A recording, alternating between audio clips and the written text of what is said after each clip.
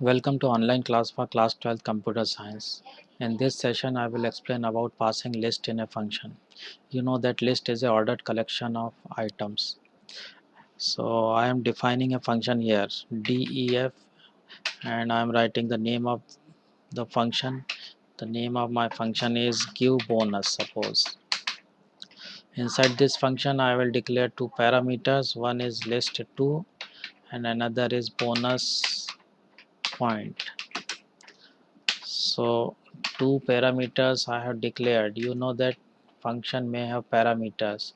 So when you call this function you need to pass two arguments in this function. So first argument will be assigned to list2 and second argument will be assigned to bonus point. Now inside the body of this function I am writing a code for I in range length of list2. So list2 I equal to list2 I plus bonus point. So this is the code of my function. You know that this code will execute when you call this function. So in the main program I am writing my code. I am declaring one list1 is equal to 10 20 30 40 50. So I am calling this function give bonus and I am passing list1 and a value 5. So two arguments I am passing in this function. One is list1. So this list will be assigned to this list2.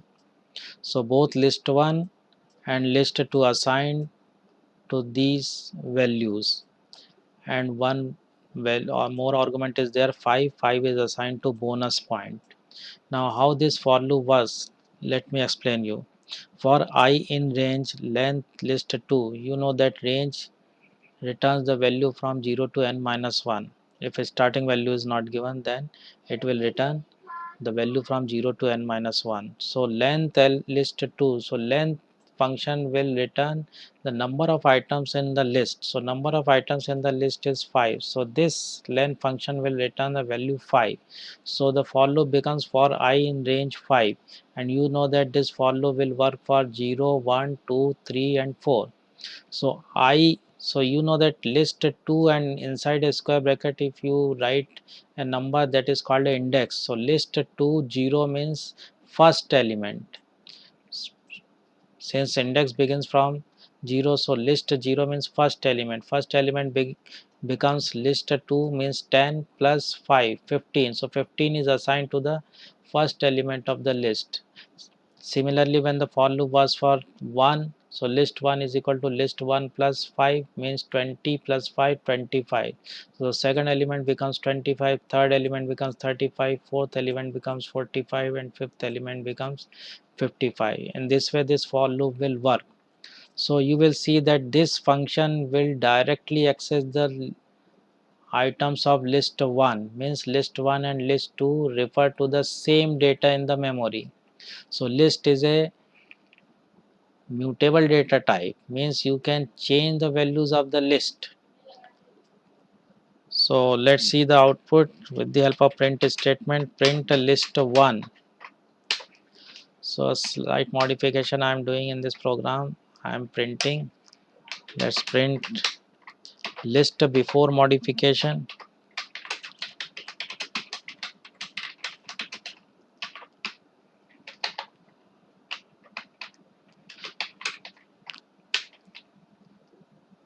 And here list after modification.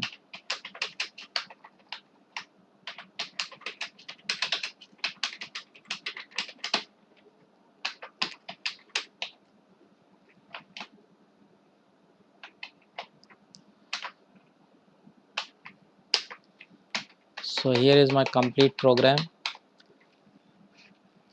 So list 1 is assigned a value 10, 20, 30, 40, 50, and you are printing list before modification list 1. So the output will be 10, 20, 30, 40, 50.